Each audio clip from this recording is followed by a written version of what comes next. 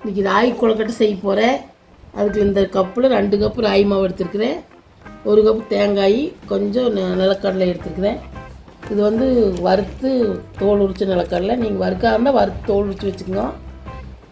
அதுக்கு 1.5 கப்பு வெல்லம் எடுத்துருக்கிறேன், கொஞ்சம் ஏலக்காய் தூள். முதல்ல ராகி மாவையும் தேங்காயும் கொஞ்சம் லேசாக வறுத்துக்கலாம். அப்புறம் எப்படி செய்யணும் காமிக்கிறேன். அடுப்பு பற்ற வச்சு வடைச்சட்டி வச்சுக்கோங்க. மாவு போட்டுக்குங்க.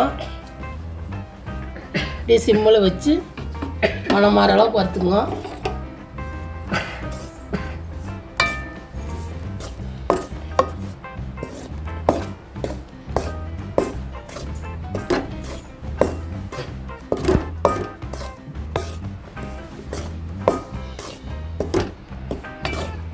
இந்த அளவுக்கு கொஞ்சம் மணம் மாற அளவுக்கு வறுத்துக்குங்க. இப்படி மாவை தொட்டு பார்த்தீங்கன்னா சூடாகணும். அந்தளவுக்கு வறுத்த போது அடுப்பு ஆஃப் பண்ணிவிட்டு தேங்காய் போட்டு வறுத்துக்கலாம். எடுத்து ஒரு பாத்திரத்துக்கு கொட்டிக்கலாம்.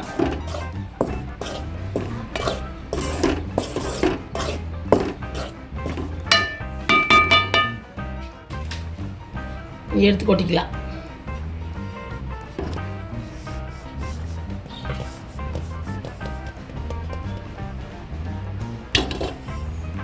தேங்காய் போட்டு வறுத்துக்கலாம். கொஞ்சம் வறுத்திங்கன்னா கெடாது. ஒரு நாளைக்கு சாப்பிட்லாம் வச்சு. நான் அப்போ செஞ்சு அப்போ தான் சாப்பிட முடியும். தேங்காய் கொஞ்சம் இப்படியே ஓட்டி எடுக்கணும். கொஞ்சம் ரொம்ப ஓட்ட வேண்டியதில்லை, கொஞ்சமாக வறுத்து எடுத்துக்கணும்.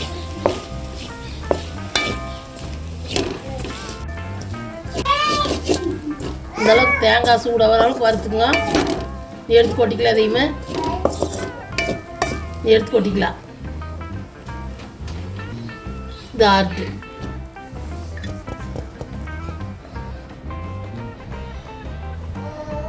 இதெல்லாம் ஆட்டு ராகி மாவு தேங்காயெல்லாம் நீ பாவை கரைச்சிக்கலாம். ராகி மாவு எடுத்துக்கப்புறம் 1/2 கப் தண்ணி ஊற்றிக்கிங்க. நீ வெள்ளத்தை போட்டு கரைச்சிக்கலாம். பாகு பதமெல்லாம் வேண்டாம், சும்மா கரைச்சிக்கலாம்.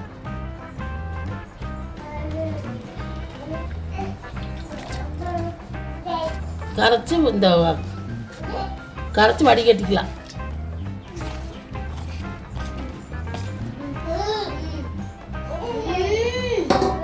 இதோட ஏலக்காய் தூள் இங்கே போட்டுடலாம். ஏலக்காய் தூள் கொஞ்சம் இதில் ஒரு போட்டுறேன். இது கரைட்டு 1/2 கப் தண்ணி ஊற்றி இப்படி கரைச்சிக்கணும்.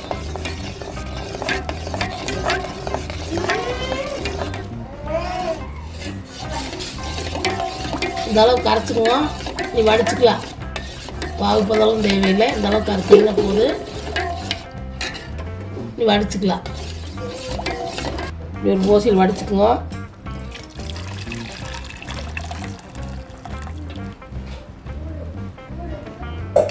ஒரு பக்கம் இருக்கிட்டு இந்த நிலக்கடலை கொண்டு போய் ஒன்று பாதியமாக உடச்சிக்கலாம். மிக்சியில் குறைன்னு உடச்சிட்டு எல்லாம் போட்டு பேஞ்சிக்கலாம்.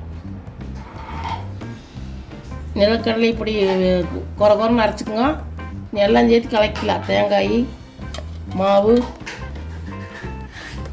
எல்லாம் சேர்த்து இப்படி கலக்கிக்கலாம்.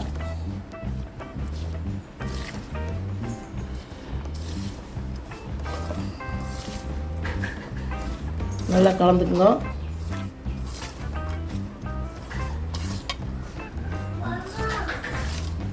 கொஞ்சம் கொஞ்சமாக வெள்ளை கரைசலை சேர்த்து ஒரு கொழக்கட்டை குடிச்சிக்கலாம். கொஞ்சம் கொஞ்சமாக அதை சேர்த்துக்கலாம். கொஞ்சம் கொஞ்சமாக சேர்த்திக்கிங்க. ஒரே முட்டை சேர்த்திடாதீங்க. கொஞ்சம் கொஞ்சமாக சேர்த்து கரண்டியில் கிளறிக்கிங்க. கொஞ்சம் சூடாக இருக்குது வெல்லம்.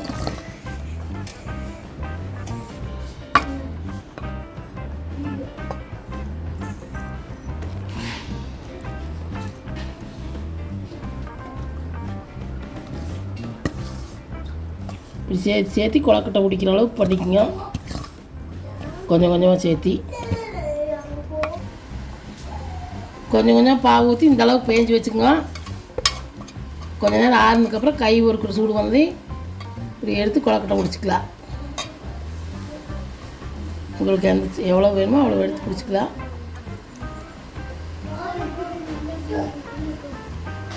இப்படி பிடிச்சி வச்சுக்கோங்க. உங்களுக்கு எந்த சைஸ் வேணும், பெருசாக வேணால் பெருசாக பிடிச்சிங்க, சின்னதாக வேணால் சின்னதாக பிடிச்சிங்க.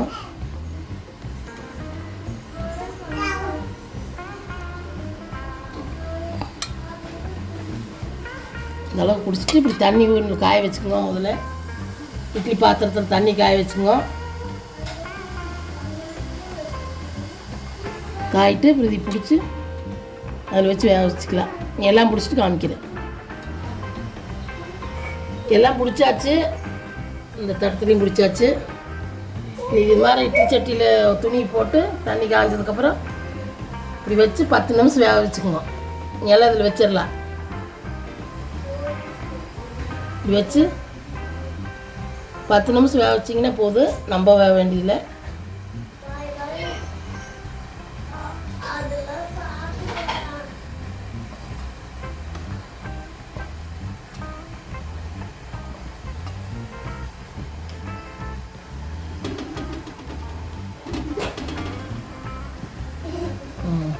மூடி போட்டு 10 நிமிஷம் வேவிட்டு வந்ததுக்கப்புறம் பார்க்கலாம்.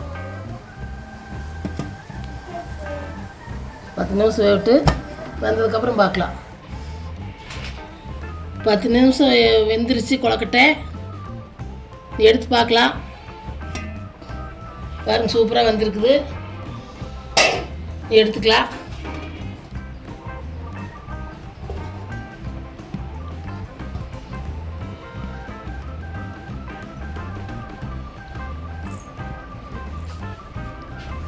பார்த்தீங்கன்னா எல்லாம் எடுத்தாச்சு, சூப்பராக வந்திருக்குது.